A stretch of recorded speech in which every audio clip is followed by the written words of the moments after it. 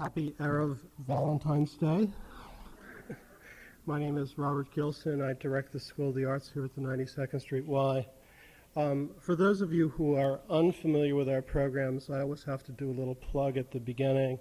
And the School of the Arts at the Y offers over 250 courses in visual arts, music, and dance for adults, children, and teens. And I thought it might be interesting. I've never talked about the Dance Center before.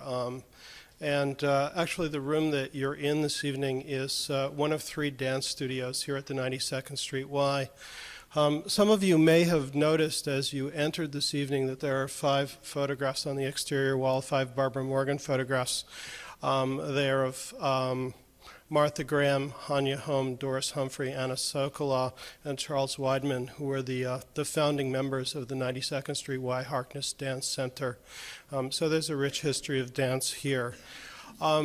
This semester alone, Bill T. Jones is doing an informal, or has just recently done an informal performance here in this very room. Doug Verone, Doug Elkins, Donald Byrd, I'm going to have to look at my notes. David Parsons, Ping Chong, and Susan Marshall are presenting workshops for professional dancers. Edward Villela and Jerome Robbins are speaking here as part of our Breaking Grounds dance series. And then in addition, we also have classes for amateur dancers in ballet, modern, jazz, tap, Afro-Caribbean, flamenco, all kinds of things you could get involved in should you choose. And on Saturday evenings, we have great ballroom dance parties here in this very room. So if you have an interest in country and western line dancing or in flamenco, this is a great place to come on Saturday evenings. This evening's program with Alex Katz marks the second event in this year's Artist Visions series. The next lecture is on March 8th with Adrian Piper, and the series finishes on May 15th with Elizabeth Murray. The moderator for Artist Visions is Robert Storr. Mr. Storr is a curator in the Department of Painting and Sculpture at the Museum of Modern Art. He is currently working on a series of exhibitions on European art after the war entitled Beyond Boundaries. And he is also MoMA's curator for the Willem de Kooning show currently on view at the Modern. The format for this evening is as follows. Mr. Storr will introduce Mr. Katz, who will then give a slide presentation of his work. After the slide presentation, Mr. Storr and Mr. Katz will have an informal discussion about Mr. Katz's work and ideas. And toward the end of that, there will be an opportunity to ask questions, and we encourage you to do so.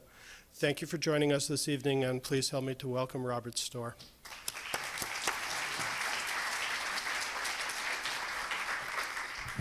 Good evening. First off, I should say that the slides will be projected for you to look at while Mr. Katz reads and talks a little bit, but it won't be a formal presentation, so don't be surprised if it doesn't turn out that way. Just a couple of comments. In the bigger world, the larger world, there is a general respect for what is known as a pro. A pro is somebody who hangs in and somebody who gets it right. The choice is not, this term is not a term of choice in the art world, but it's worth reconsidering why it's not. There's nothing to sneer at in being a professional painter, and every reason to admire people who are. That is to say, people who get the job done, which is to say, people who operate at the top of their form. At the level of the sublime, Velázquez was a pro. More down to earth, Frans Hals was a pro, as was Manet, and as was Léger in our own time, or anyway, near to our own time. Now, the job in question is to make good pictures, which means devising a way to go about doing that, which means, in effect, a style. Style is a much maligned word in the art world, particularly as a result of the 1950s, when painters such as de Kooning rejected the idea that their paintings had any style, who associated style with sitting someplace rather than doing something. On the other hand, style is nothing more in essence than a way of going about the business of doing something. It is not necessarily something that is rule-bound, although it may have, or in fact must have rules, and it is not something that is there simply to be recognizable, although a genuine style is always recognizable. A style, if it's effective, is a way of showing things to people or showing things to yourself as an artist, and therefore an effective style is opened to show new things. And a pro knows how to use a style as well as how to invent one. Now this evening I'm going to introduce somebody who does not flinch at the word. In fact, as we were talking in the green room before the performance, he was talking about the difference between amateurs and professionals and how they are reviewed in newspapers around town. It's nice to be able to talk to somebody who doesn't flinch at the word pro and who doesn't flinch at the word style. It gets out of the way an awful lot of unnecessary modesty about something which in fact takes an awful lot of ambition and ego. On the other hand, the work that Alex Katz does is work that is about something that is outside of the mechanisms of its being made. It's about, again, showing something and seeing something. So I would like then just to introduce one of New York's perennial pros and stylists, and he will talk about his work, as I said, with an accompaniment of slides, but not in fact in direct reference to them, and then he and I will talk.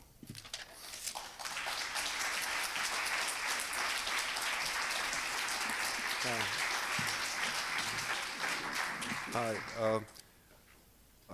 The slides are just going to flash by. I'm not going to refer to them. I wrote a book about becoming an artist, and it was for several reasons. One of the reasons was that I felt that it was misrepresented to me as an art student. It was like an artist was something who was born a genius and painted great pictures, and it just seemed all wrong. So I wanted to write what happened, how I grew, and I thought it might be useful to other people. It was useful to myself. Anyhow, I'm going to read from. I'm going to start on a third chapter, 10th Street, and I'll read for a little while, and then Rob can stop me. I moved to New York City in 1950. It was January or February. I've been living out in Queens with my mother, and it was time to move. Most of the guys I knew in the neighborhood were getting married. Am I reading okay? Okay. I just come back from Germany, and I read it there, and it wasn't okay.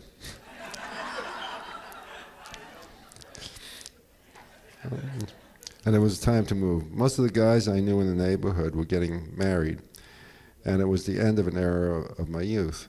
I had met new people in the city, and that summer I'd been at Skowhegan painting, and I decided to become a fine artist and give it a whirl. After art school, I supported myself with a variety of jobs, from house painting to collecting bills in Harlem. I worked in a production frame shop, carving frames at high speed. The following year, I went to work for Herbert Feist as a carver. I learned about decorative carving characteristics of different countries and different periods. It was a shop which could do anything, meaning I had to figure out how to do it. Feist couldn't do it. But he couldn't do what I could, and usually he had very bad solutions. And if I followed him, he'd be very mad. I worked at Feist 3 days a week for almost 10 years, taking summers off in Maine. In 1954, Gene Cohen, Lois Dodd, and I bought a house in Lincolnville. It became the only stable thing in my life. Feist was on 58th Street. There were a bunch of framers there. About 5 or 6 framers in New York did the best work of any sort, and Feist was one of them. It was a custom house. We could make any kind of frame you wanted. I mean, we could duplicate anything. We could make a frame smaller. We could make it larger, and we could make, etc. He was famous for French mats, and he was great on Dutch finishes.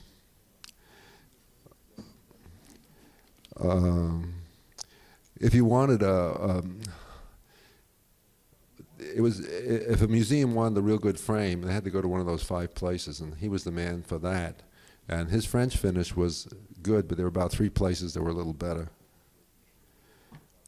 Being successful at this gave me a lot of confidence in my ability to dominate physical matter. Feist also collected master drawings and showed them to me, which was educational. During this time, I did work for 3 muralists, Alec Ross, Vincent Maragliati, and Alan Cox. Alex Ross showed me how to pull a long line and how to clean brushes. I had never bothered with them. In fact, my father was notorious for leaving brushes in cans of unused paint in our cellar. The muralist, Vincent Maragliati, had a studio in Grand Central Station on the top, and I was doing trompe l'oeil paintings for him. He could paint with a broom, but he couldn't do tight stuff. There were 3 of us working for him. He got the job with someone else's samples. And when we asked for more money, he bought us drinks and a good meal. We could have held him up. Once I had a show. He ran down there opening night and bought the best little painting in the show. Before I got there, this was a great lesson to me. I learned a lot from Maragliati, how to conduct oneself in business. He was an extremely smart man who made several fortunes. He was going on his 3rd when I met him. He did all of the Loews theaters, and those Baroque paintings, which he could paint with a broom, had a great talent for understanding what it would look like in place. He also had a great talent for getting people to work for him and manipulating clients. With Alan Cox, I stretched 16 by 18 by 16 foot canvases and enlarged and pounched his drawings. I enjoyed working on his severe academic drawings. They had classical proportions and a highly developed line. I adapted his methods for working on my work later on. At the time, in his view, my paintings were too raw. Once I asked him, he was on the board for the American Academy, and I said, hey, I guess I should send my work in. And he says, we're not looking for what you're doing, Alex. Don't waste your time. At the time, one of his jobs was to repaint a background on a mural he had done 20 years ago. It was a dull French blue around a decorative still life. It now had to be dull green to go with Mrs. Dana's Biedermeier furniture. He was an established academician. He could not do it. It was socially improper. So he asked me to do it. At first, he watched nervously as I took the brush and pulled a line on one side of the violin string and then on the other side of the string. He was embarrassed and he left. I did a good job. I didn't get any paint on the floor. And the way I figured out, she was too refined to tip an artist. So she found out I had a show and was having a show, and she ran down and bought the best collage in the show. Another lesson in life. That was about the only sale I had in the show. I looked at my prices and figured that if I sold the whole damn show, I wouldn't have enough to get by for a year. It seemed hopeless as an economic enterprise. It seemed that there wasn't any money in painting. The possibilities in fine art were limited. I figured out in 8 or 9 years I'd get a teaching job. Meanwhile, I'll just go there and paint. Try to paint full-time and work part-time. That's the plan. I didn't have any resources. My family wasn't in a position to help. I just had my mother, and my father died, and there was nothing extra. 2 artists, Lenny Weiss and Bob Foley, had a loft on Bleecker Street. So it was the first loft I'd ever seen. It had a potbelly stove in it, and it was really cold. Gene Cohn, whom I knew at Cooper, had gotten a cold water flat for $25.25. which was like a middle-class price at the time for those places. I married her and moved in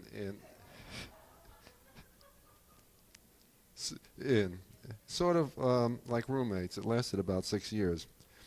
Jean went into abstract expressionism earlier. Her paintings in 1949 and 50 related to what Rothko was doing.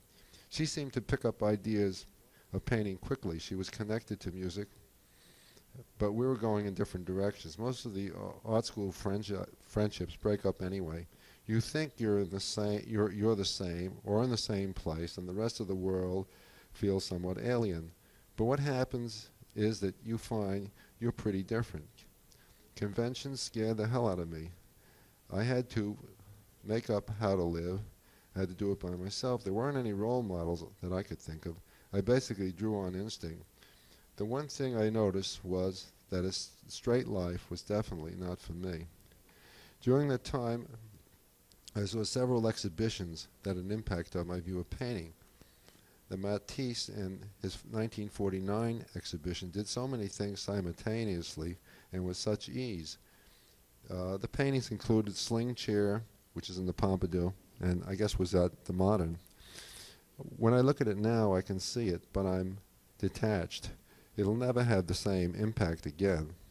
Another show I saw was the Gorky exhibition. I was just out of art school, so it was in the fall of '49. It was all open and accessible. There were concrete things and there were flowing things. It was exhilarating experience. The biomorphic nature and the subject matter didn't interest me. The idea of all over nature did interest me. It was Cubist space, Miro's floating space, in a sensational open technique. The next early show that impressed me was Phillips Guston's show at the Peridot Gallery on 11th Street. It was in 1951. It was just in between. He had been in Rome, and he was changing from a more regional style to a more sophisticated style. It was the beginning of the cluster abstractions. What I liked about them was how they kept changing as you looked at them. Spaces, objects in space, space and ground and object, all shifting and moving. I liked the artless way of painting. I liked the fact it wasn't psychological. The content was reduced. The painting became the content. Gorky's work had old-fashioned content with practically every painting that one admires. There are aspects one doesn't understand or feels a little alien. With Matisse, there were paintings that I thought were too decorative. They began to feel too Persian. I didn't understand them. In the early 50s, there was a terrific time for looking at paintings. Wildenstein had a Rembrandt show that included 10 or 12 of his great masterpieces. I admire Rembrandt's paintings for their substance. He makes forms solid by the way of paint, the space around the objects. He has a wonderful architectonic way of building monolithic forms, usually with a low horizon on landscapes and a low belt line on people. I could never get interested in the narrative part of Rembrandt's paintings. The gestures and the relationships between the people were interesting. I love the way he does skin, tones, cloth, tones, and how broad he can keep an edge. I love the transitions between the specific details and the generalized details in the painting. I heard about the Tanager Gallery in a cafeteria on Broadway. I knew Bill King and Lois Dodd from Cooper Union, and along with Angelo Ippolito and Charles Cajori. They had this idea of making a cooperative on East 4th Street. It didn't seem like a good idea to me. It seemed like it would be a lot of wasted energy. There were about 10 or 12 painters in the opening show, and it was right after the first abstract expressionist exhibition, which took place on 9th Street. The 9th Street show was the breakthrough for AE. That excited everyone in downtown. New York was a provincial city before Jackson Pollock took off in about 1949. There wasn't any place to show adventurous, more sophisticated work. The Tanager Gallery was on West 4th Street between 2nd and 3rd Avenue. It was up a flight of stairs. It was a large, uncluttered, bright room. and they presented with some art with some dignity. Most of the other spaces around at the time I would call slightly undignified for art. I had a piece in the second Tanager show, and a two-person show there at Lower Storr in 1953. I remember a painter told me that figure painting was obsolete and that color was French, which seemed to me a good reason to continue. The gallery seemed to create a lot of interest, both in older painters and younger painters. It was a high-focus place. In 1954, I had a show in Greenwich Avenue at Michael Froelich's gallery, the Rocco Galleries. Superficially, it looked like I could have belonged there, but it was an embarrassment to me to be there with the work because people just didn't seem to get it. When he moved uptown to Madison Avenue, I had another show, and then I joined the Tanager Gallery. The 10th Street grew overnight. The Tanager moved to 10th Street, and it was the first gallery there.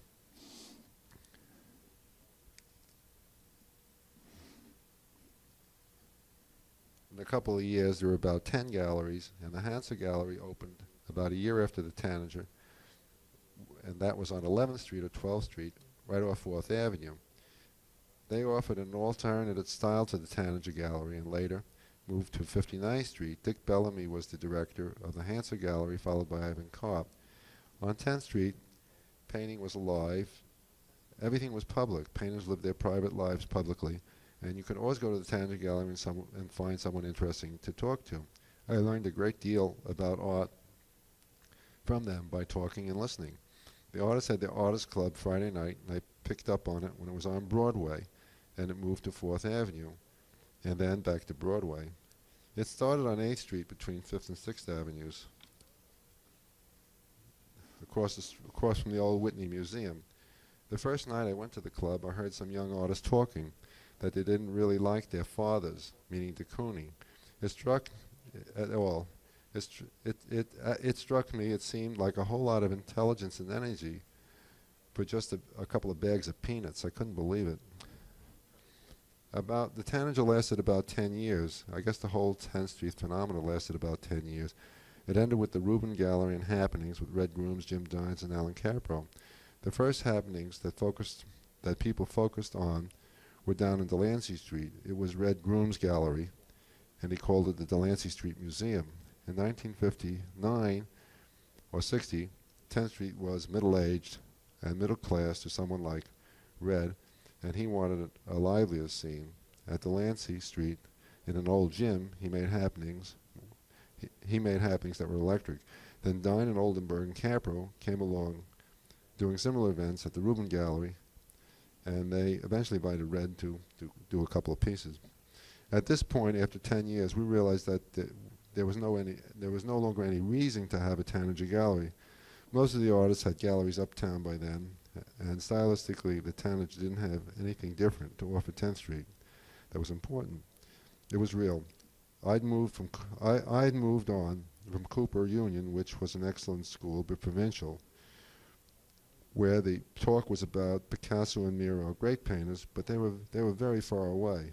And all of a sudden, there was a chance of dealing with art. It didn't matter whether it was good or great or not.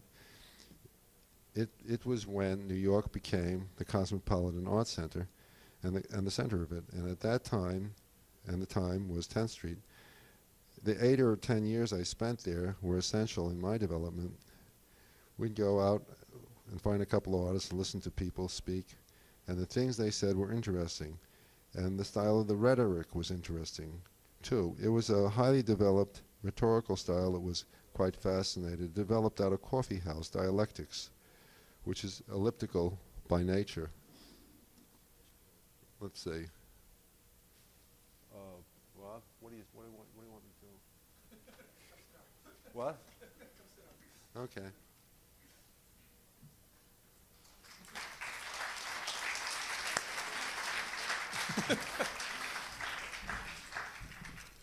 There's some things right there.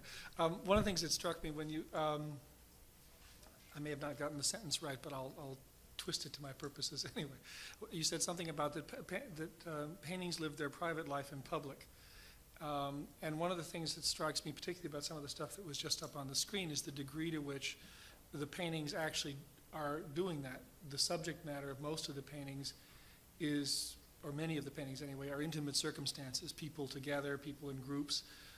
And at the same time, although there are many paintings of small format, many of the paintings are extremely large, and it's like walking into a close circle of these absolutely gigantic people, and the mix of public scale and private subject matter is really kind of startling. And I wondered how that came together, where that came from. Yeah. Well, I think the thing of wanting to do, intimate, like an intimate painting, started early with the collages, which are small and intimate. But then there was the challenge to do a large-scale, representational figurative painting. That just hadn't been done, and it was like make something a painting with had the same standards of the big abstract expressionists, impersonal. So on one hand, it's like personal subject matter, but the style is totally impersonal, and the content is not personal, I don't feel. So it makes the painting, makes the paintings for me kind of a little complicated. And We're looking. I'm sorry, you're a little far away from this. okay, Maybe if we pull this one back. I'll pull it back. Yeah, that's better. Okay. Good. Okay. Yeah, I can hear it. Is impersonality a hallmark of New York painting? I mean, Yeah. Greenberg talked about American type painting, which was about scale, basically. But is impersonality another characteristic of at least New York type American type I think painting? there were like I think it went through a lot of the arts after World War II. I was talking like with Paul Taylor. It was no expression, no content, and most of all, no form. And the things that were in art before that, like expression, like expressionist, just seemed awful. I mean, and content. I mean, the content was communism, politics, and the content was psychoanalysis, and the content was primitive, and all those things were very uninteresting at that point.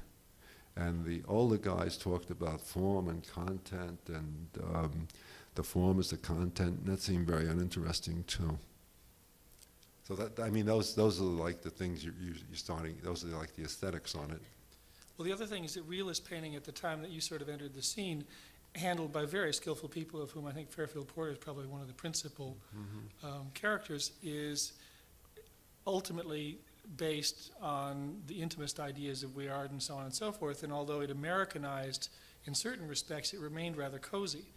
And what happens in your work is, again, this huge jump in scale, but it's also a change in tone. Yeah, well, the things are large and impersonal, and it's like a thing. I want to see if I can make a painting and knock it de Kooning off the wall, just like that. I can't. They sort of intensity. Everyone told me you're a very nice guy. You paint nice paintings. And at a certain point, they said, "I'm going to knock you off the wall." Is this the Leo de Rocher school of? I don't know. That's part of it. I mean, that's part of it. No one had gone into that area. It just seemed like problematic, like scary, and you said, "Well, let's go." Yeah. Head to head. Yeah. In terms of the imagery, also, I mean, it's a painting about what Americans look like, basically, at a certain time, and pop art was about a style of graphics in commercial life, but this is more what people looked like. Yeah. Well, I in think the world. the whole thing of what things look like for me is a real variable. Because you say, what's a realistic painting? And someone tells you a Rembrandt's a realistic painting. I said, I don't see anyone who looks like that. you know? And they say, you know, the realistic things are, like your language is formed by the things you hear and read. And I think realistic painting is, it's like giving some information and letting the mind fill in something else. And it's a thing that's not a fixed thing. It's a thing that moves and it changes. Every 20 years you have another idea what's realistic. You know, Impressionist paintings don't look realistic anymore. So that was a challenge, to make something realistic, paint where I am. You know, paint what things look like. And then you say, well, what does anything look like? And then it becomes really kind of, it just becomes very scary. And you say, well, this is the best I can do.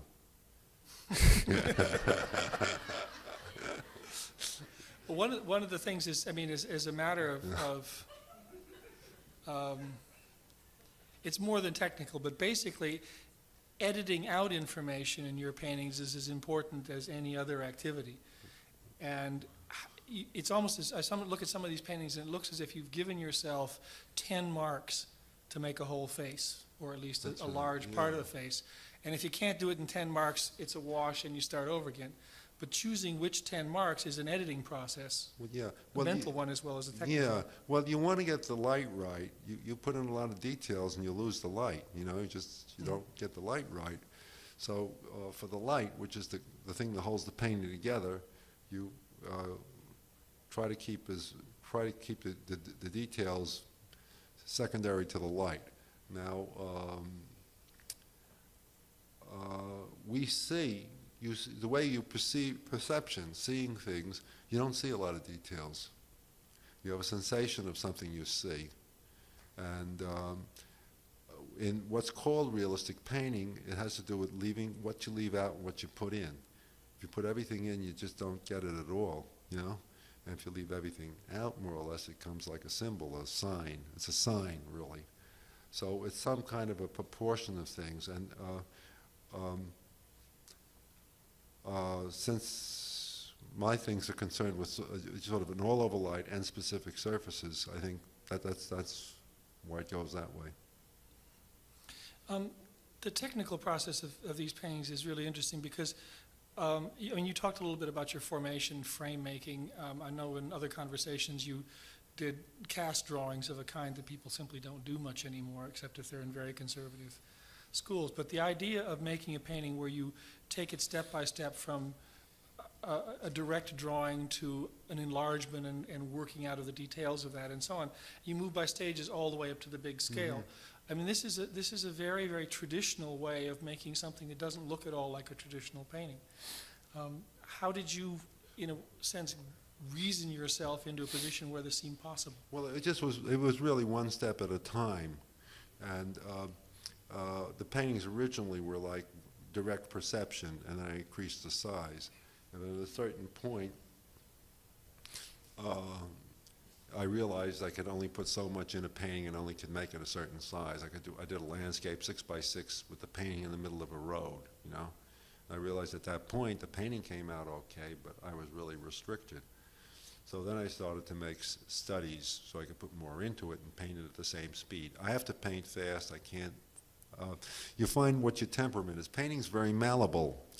And people tell you this, how you're supposed to paint, and you're supposed to figure out how you paint to your emotional system.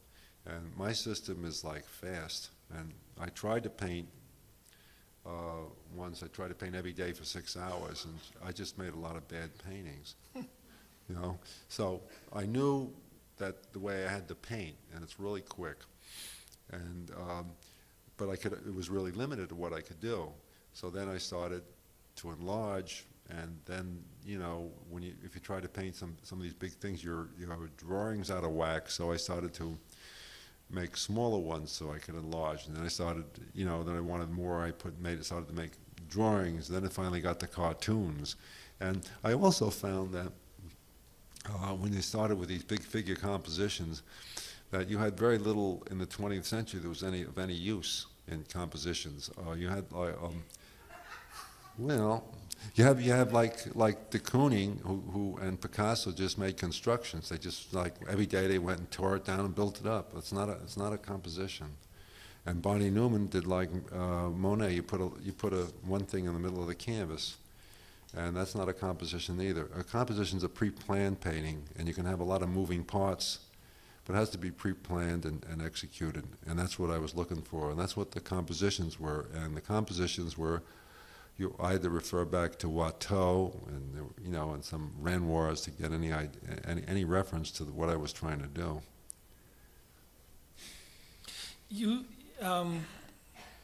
talked a lot about your education in this book as well. You also have taught a certain amount, but forswore it. I mean, but you taught at Yale for a while, and I don't know how many people I've met who had crits from you or were taught by you who sort of came away from it having a feeling that if you were trying to make a painting that was going to hold the wall with one of the Ab-X paintings, they got a sense of what the ambition of a painting could be from you, and principally they learned, I think, that it had to be made purposefully rather than something that sort of was groped for and then emerged, however. Well, will is a thing. Yeah.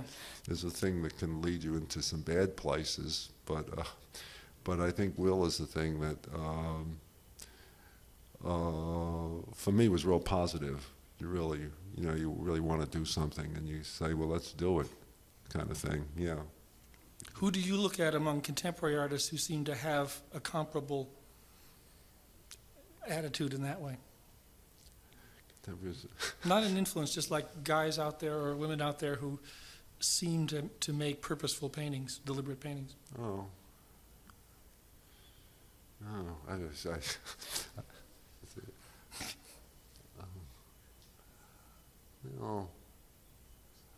I think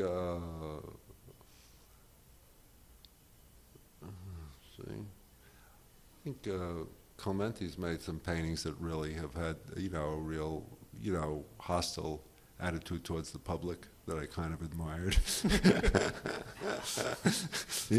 It's Italian, so I see it in different. His social hostility isn't mine. In what way? Well, he has something to do with the bourgeoisie or something. Like most of those Europeans, and they're hostile to the bourgeoisie, and I'm really quite detached from it. I don't feel any hostility. I don't feel anything. But I admire. You see that the angry young man putting genitals all over everything and upsetting all the bourgeoisie.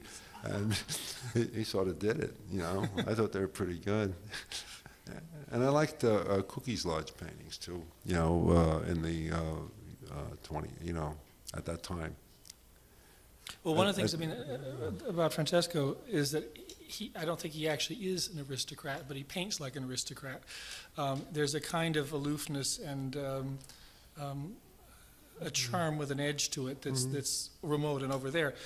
You seem, on the other hand, to paint from inside the world in which you're painting. And your position is maybe not it's not a bourgeois position, but you're right there in the thick of the world that you're describing.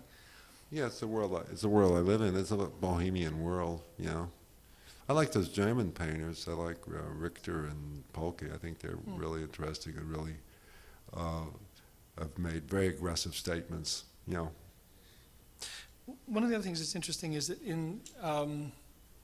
for a certain period of time, your work would be shown with realists or with pop art or what have you. And in the last couple of years, there have been big shows in Germany. Saatchi is going to do a big show in London. And there was a whole issue of Parquet magazine with material on you. And it's as if the European audience has just discovered your work as a thing independent of all of the different styles and periods it can be associated with. And I wonder how you explain how Europe, or how you think anyway, Europe sees your work. And I think it's just a big. We're in like a big style change, right? It's a sort of a style change, and I think the Europeans, particularly in Germany, like to have American art packaged, and I really didn't fit into a package very neatly, so they really didn't get it in a way. And I think at this point what's happened is that I think they had a thing also. I think about. I think with the neos, they sort of opened up the fact that you can work from more than just the last. It's not a modernist idea anymore. Mm-hmm. I think it has to do with the decline of modern art, in a way that people can see my painting. But in other words, I had a show in Spain, and there was a leading critic there, came in, they said he spent 20 minutes there. He never does that. And he writes in the magazine or newspaper that these paintings are classical and they relate to classic European painting. Now, people never said that before that. And they just, they would see my paintings from the iconography, mm-hmm. not from the technique. And then I got the same thing in Texas. Someone's talking about the painting. And I think the same thing's happening in Germany, and I think it has to do with a big sort of a change in style where people see things differently. There's another thing which, this is sort of a little bit of a tangent, but I remember reading somewhere that Gerhard Richter saying that he was interested in Johns, but he wasn't that interested in him because Johns was still involved with the broken stroke and with Cézanne.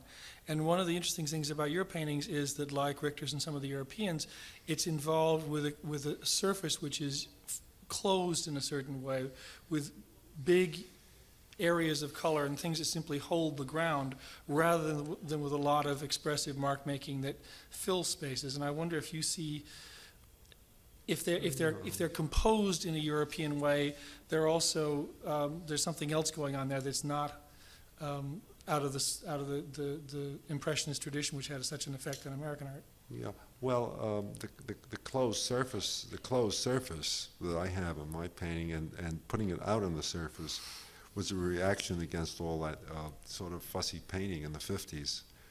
So that's part of it. But that's a lot of the pop art and hard edge has, sort of big surfaces. But there's another thing. One of the things that's very important to a professional artist is the surface of a painting. Just what the surface looks like. And the older painters like Matisse and Mondrian and Picasso wanted to make a painting that looked new and fresh, and they had an open-poured surface. That's like the Cézanne surface, Cézanne had this open surface. I don't think that was his idea. It was just a byproduct. But I think with the other guys, that was like part of it. And I find that most of those paintings don't age very well once you put varnish on them, etc. So I wanted to make a really closed surface, and that would age weather and pull out the and it's a thing of pulling out the paint. So I developed a wet and wet technique, and then pull the paint out. And actually, the Koonings the late de Koonings are all that. Because if you look at them, they're flat, but if you go up to them and look at them from the angle, you realize it's all pulled out paint, and it's a closed surface. His earlier paintings were all open surface, Mm-hmm. That was a change. Anyway, does that answer any of it? Yeah. Vague sort of way. No, it's yeah. But I don't know. With the other guys, I think there's a similarity in the painting. I don't know what it is though. Yeah. Yeah. I mean, it's partly there is this legacy which is bound up with abstract expressionism, with impressionism, which is the broken stroke. I remember once talking with Philip Perlstein and about his first thoughts about making a picture of something where the line wasn't broken all the time. Broken lines indicated search, struggle, and sincerity. And he was tired of the stylized search, struggle, and sincerity, and called that the school of hesitation, basically. That was noodling. And your paintings certainly do not belong to the school of hesitation. No, I mean, I never could hesitate. They're totally fitted, and they're decisive. I mean, they're Very either decisive, on or they're not. Yeah, I thought it was like playing a piano, and you sort of hit the note hard as you can, and if it's the wrong note, go on to the next one, or do it over, try to do the painting over again. But I don't like the idea of fudging. And I've always felt that sincerity had to do with ineptness.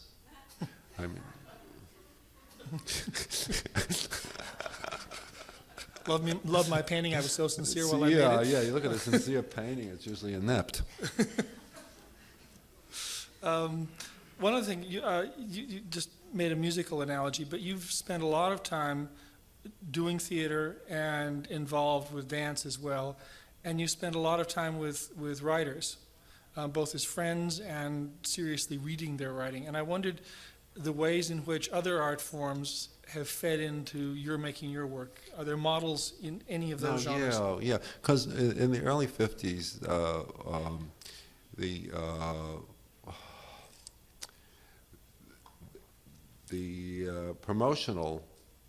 intellectual were promoting art from European aesthetics, like existentialism, the artist alone in the arena and stuff like that, and trying to fit these things. And the artists sort of accepted it, I thought. And I found that what had happened was that it was in all the arts, it was a real change after the war, and it was Stan Getz, bebop music, to me, were more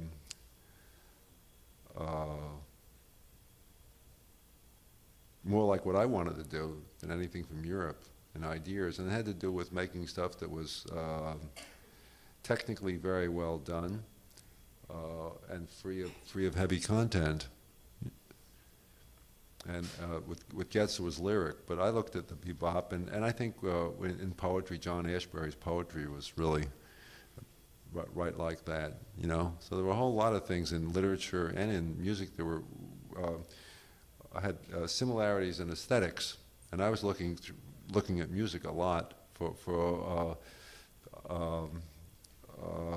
clues to aesthetics, and later in poetry, I like Frank O'Hara's, way he just gives himself up to where he is, take a big chance and just let it fly. I like that, that was something I would like to be able to do.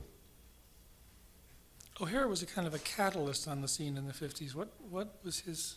Well, was your relation with him? Yeah, I think he was had an aesthetic and was trying to push it down everyone's throat, and that was one thing. And I think the other thing, he got really interested in people he thought could do something and wanted them to do the best they could, and was really leaning on you, and he became interested in my work at, I don't know, about the time I was doing the flat, when I started doing the flat figures on the grounds. And then when I did the big heads, he was really, really excited about them. And he didn't want me to slip back into conservative painting, which he thought I might do, going to some more refined kind of thing, because he liked stuff loud and flashy. I mean, that was his thing. So? So. When you talked earlier this evening, and so on, you talked about the New York art world as an incredibly small world at that time. And what's your sense of how artists relate to artists nowadays, and how artists as a group relate to the public? Do you see the context around you having changed in ways that affects the work in a respect? Yeah, I think things have changed a great deal. I think it's very mushy now, and it's international, and I think that different cities do different things. It's really quite spongy. You can go through and never meet some people who are kind of interesting, whereas you met everybody, in the 50s, because they were there. It was quite different. But in terms of how artists seem to be working directly off of each other. I mean, they would know each other even if they were pushing off from each other. And now there's certainly not that degree of intimacy, although people know each other's work pretty well. I think they work off each other's work, and I think there's been a big decline in the effect of the written word in the art. In other words, I think criticism played a much more important part in holding the art world together. It was a more like an academy, but the writing, people paid attention to writing and took clues as much from writing as from, or even more from writing than from other people's paintings.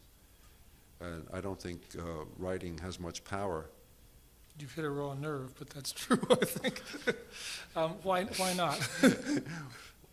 Well, it doesn't. It somehow they don't have because you can get along without it very well. One reason, because it's not focused anywhere. Another reason, there's no focal support. There is no art news where everyone wanted to read their 2-inch review, and everyone in the art world read those 2-inch reviews.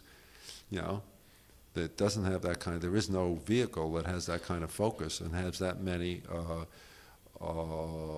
muscular people writing. Do you think an art scene essentially needs that, even if it can do without it for periods of time? Yeah, I think.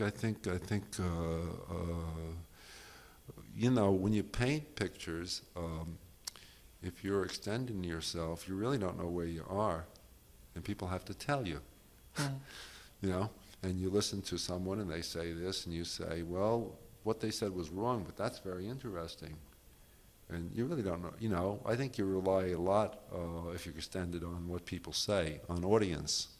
I think the writers are a big part of the audience. I've learned a lot from people, what the people have written about my work. I thought my work was very wild, and Frank O'Hara, when he first reviewed it in '54, said it had an oriental calm. So I looked at it and said, he's right. Right, when you're starting out, you don't know where you are, you know. Unless you're doing, you know, if you're doing what your teacher did or what everyone else is doing, you don't have that problem. Yeah.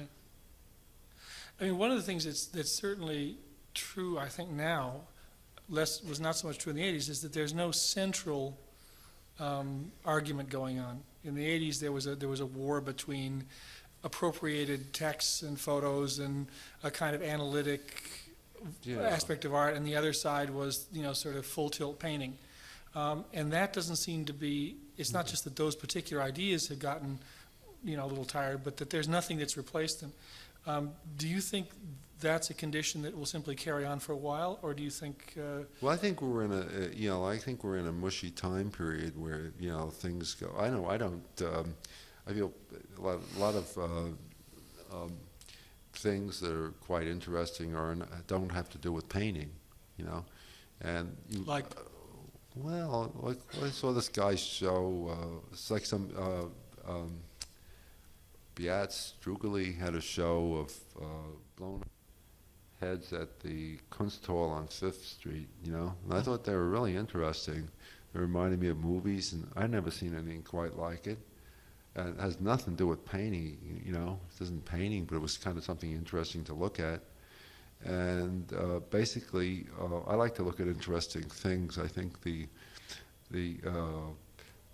saying this is art or that is art or this is art, it's very dreary way of going through life. You just like try to find something that interests you. And I think it's gotten more that way. I mean, more people think the way I do than think the way these militant intellectuals, like Greenberg, if you don't paint abstract, you're dead, kind of thing. I mean, that seems ridiculous, you know, huh? Yeah. And I think a lot of the aesthetics between this and that were built on that kind of toe the line kind of thing. Is there any particular set of ideas with which you feel a strong affinity, or do you see yourself really operating on your own? No, there are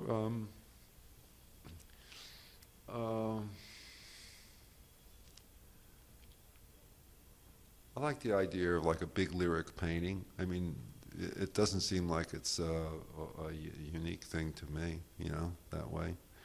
And I think I see.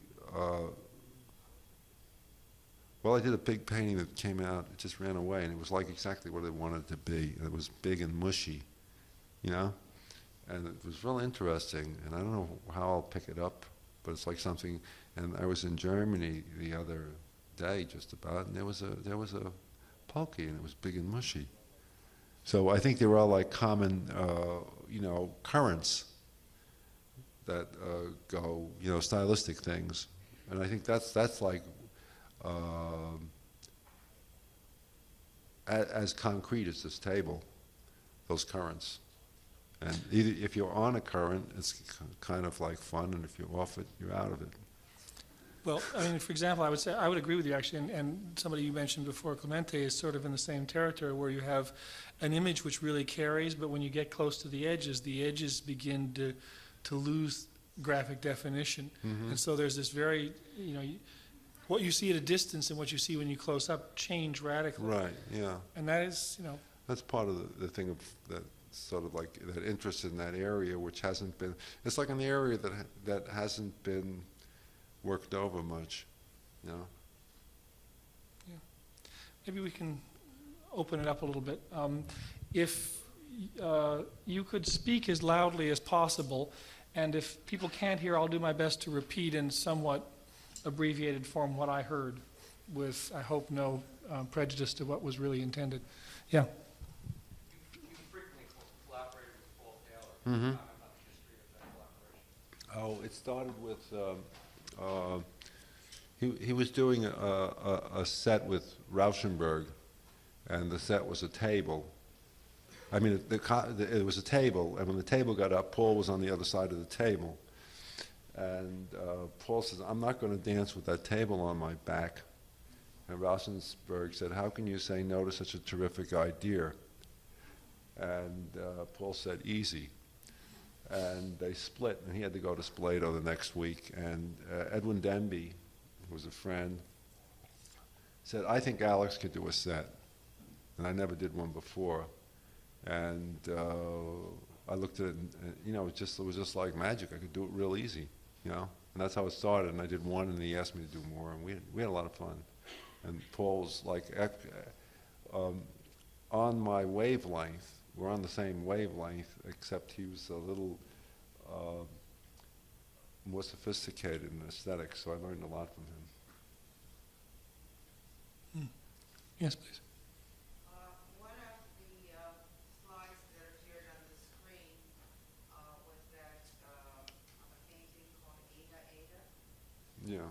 That is going to be included in a show that's coming up at the Nassau County Museum starting in March, entitled The Feminine Image. Could you please address yourself to that particular painting and make some additional comments? And how do you use your wife as a model in the additional ones, and whether the other paintings are from actual models or from memory, etc.?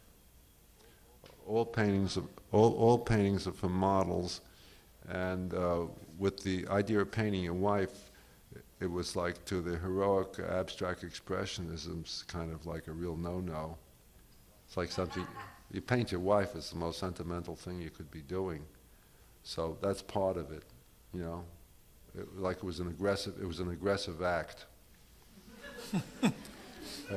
The other part was I was in a cafeteria at 4 a.m, and some guy's talking about getting the expression in the eyes right, and I never heard a sentence like that in my life. And I said, well, I was always chicken about really painting a face. I would get the paint across the canvas as gracefully as possible. So I decided to try that, and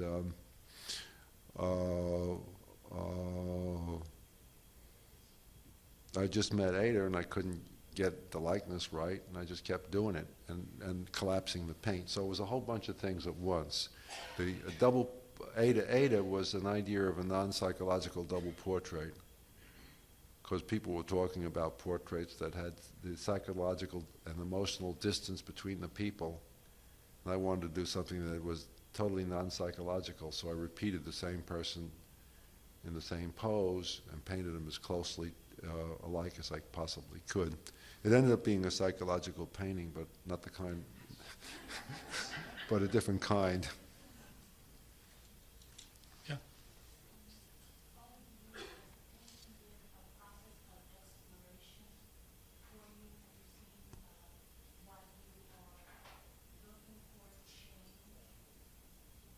Yeah, you use things up. You know, you do something and then you do it a couple times, and you know, you do it a while, and then it gets kind of a little mechanical or dull, and you just want to do something. I think I'm fairly restless.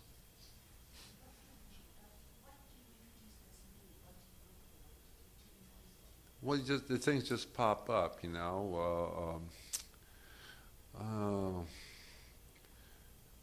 I'm doing a painting now. I've been trying to get a painting of flowers in a field on a large scale. And last summer I was in the field and I saw something I liked, so I made a bunch of sketches. And then I said, "There's nothing in this painting." Then it said, "Well, if there's nothing in the painting, why don't you try painting it 10 feet square? And you have really a lot of nothing." And it was like a very scary idea. And I went. And that's sort of how the things developed. Now I'm going to try it 20 feet. I mean, and if it comes out, then I have to do something else. I'm going to shift to this side, just in fairness. Yes. You referred to one of your critics as having said that your work had a feeling of Oriental calm. And I wondered if your palette has any reference to Japanese woodblock prints. I was very, I was, let's see, about that time, a little later than that, I picked up on Udamaro. We were over some lady's house in Douglaston or someplace. Some guy was going with this girl, and it got very boring, so she just pulled out, her husband was away, so she pulled out this stuff from under the bed, and it was all these Udamaros. And I just thought they were fantastic. Yeah, so that's what that was.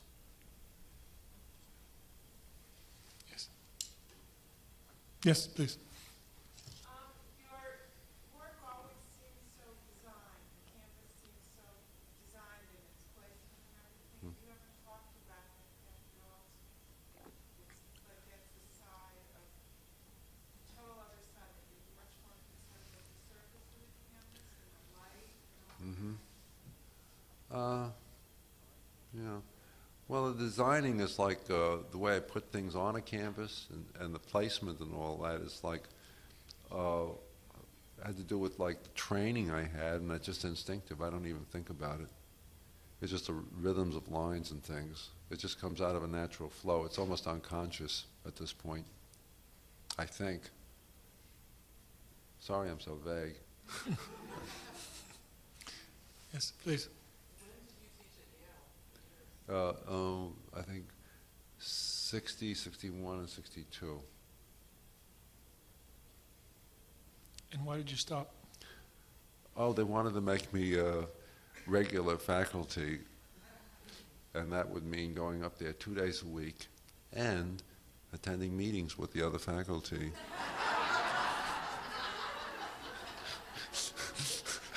Enough said. Please.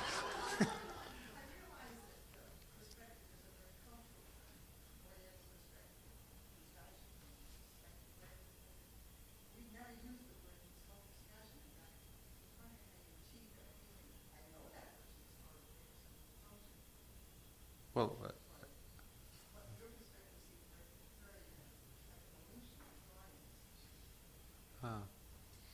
I think I use everything. I mean, you know, I can put, you know, you can put it in, sometimes it's smaller. Things are larger and things are smaller. Sometimes it's perspective. I don't really have, you know, any one way of dealing with it. Yes, please.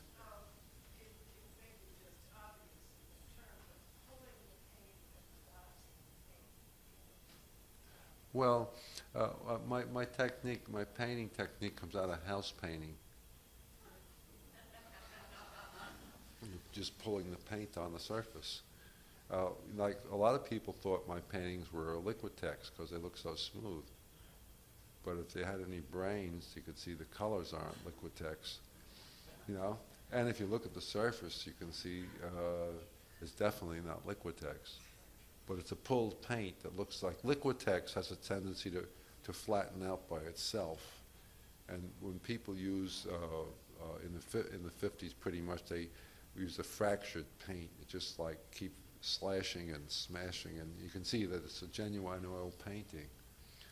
But when you pull it out, it doesn't become as obvious, the pulled out paint.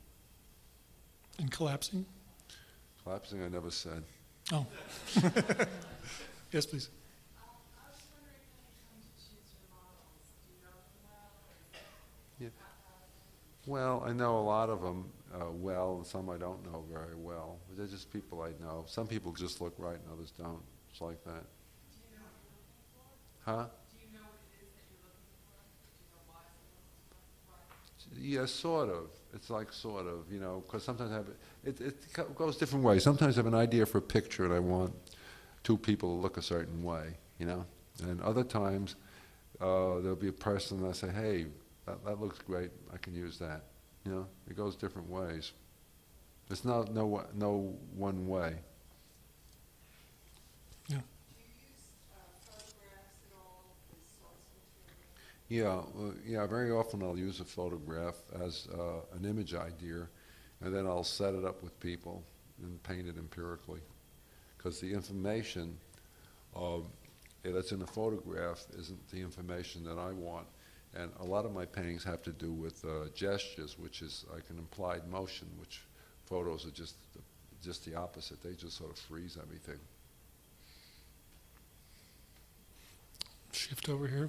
Could you take us back to the 1950s art scene? What was the energy like? What were the personalities like? Well, the energy, it was just crazy energy. It was way up. And there was lots of parties, lots of drinking, and it was just like around the clock. It was like a really hot period. Was it self-destructive at all? It wasn't for me. I mean, you know, artists die all the time. That's the nature of the game.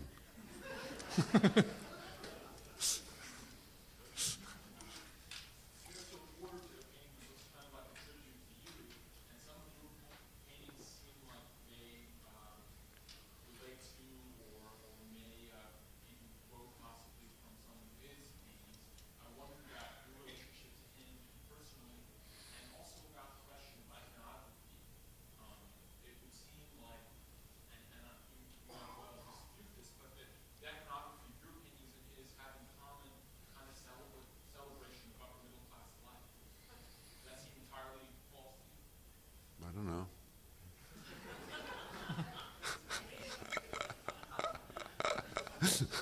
I think there's a great remark that Mrs. Porter said when Updike gave a bad review to Fairfield because of the upper middle class people. She said, it's a pity we were born on the wrong side of the tracks. But seriously, I liked Fairfield's Porters when I first saw them because they seemed so smooth and so perverse. You know, they were so anti-modernism as I saw it, you know. And he had seen mine, I guess, in the early 50s and sort of liked him. And then, I don't know, in the late 50s we got together. He called up and came by. And we found that we disagreed on everything. But I liked his paintings and he liked mine. I mean, he liked de Kooning and I liked Pollock. I liked Guston and he liked Motherwell, you know. He liked Vuillard and I liked Bonnard. It just went on and on. And, but he's I think he's a fabulous writer and he's fabulously articulate. And you know, it was sort of a lot of fun. Now, on the influences, you have to realize that his painters were the same age. You know, he sort of pulls it together rather late, and I did it rather early. And so I thought it was kind of even. I got stuff from him, and he got stuff from me. I think as a painter, if he said something pretty good. He said something once: if you steal something, it's okay. If you borrow it, it's no good.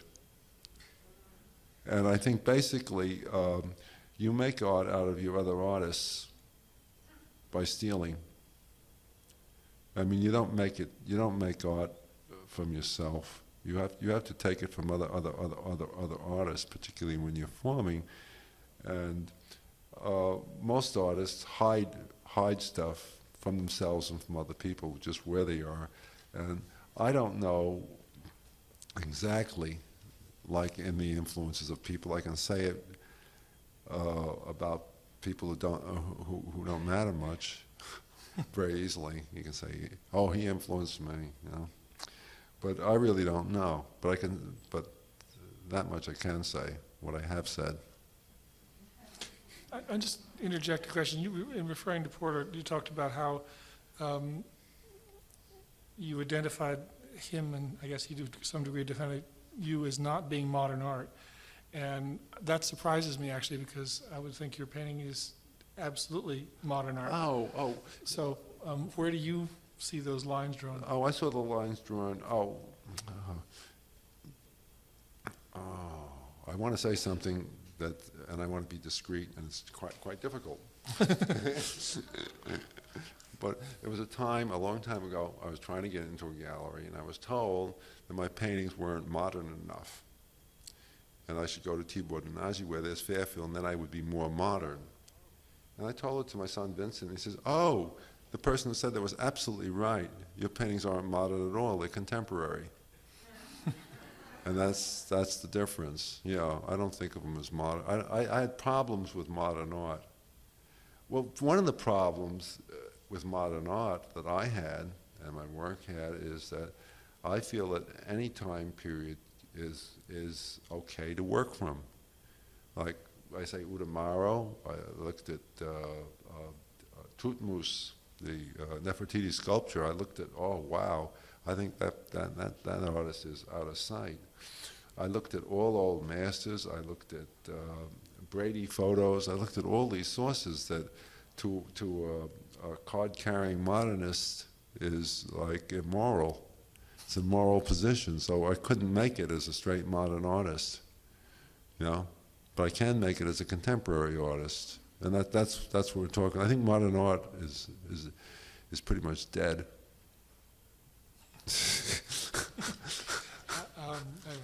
I would prefer the Baudelairean definition of the painter of modern times, and think that you fit pretty comfortably in that. Oh, in that I do. Definition. Yeah, in Baudelaire's thing I do very well. Yeah. So there's isms and there's art. Yeah. Any more questions in the back there, please?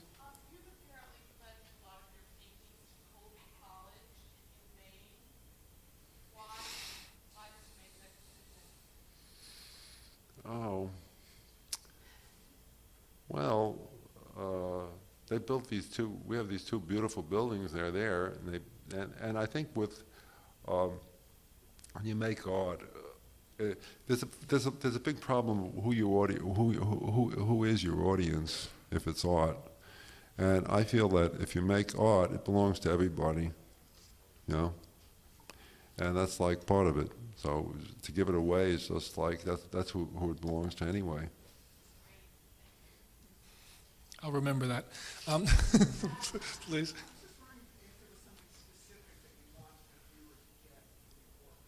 No, absolutely not. Yeah, it's made for audiences. Different people see different things in it. You know, like a painter will come and he'll look at the way it's painted.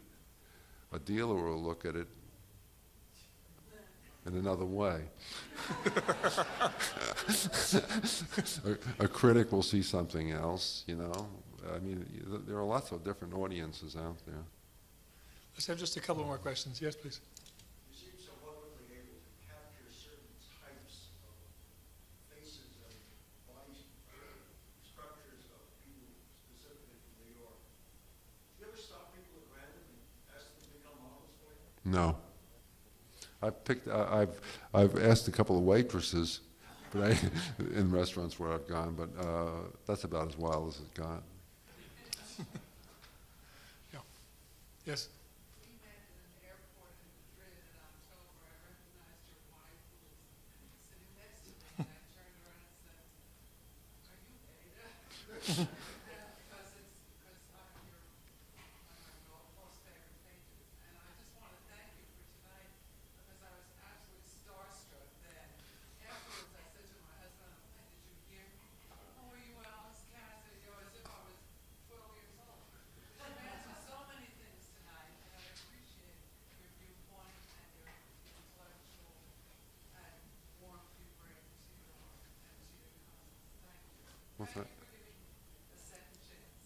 Oh, thank And you. thank you for helping me to wrap this up, or in fact, doing it all by yourself.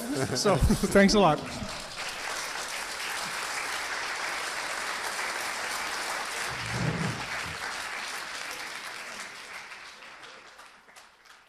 Thanks for listening. For more information on the 92nd Street Y, New York, and all of our programs, please visit us at 92ny.org.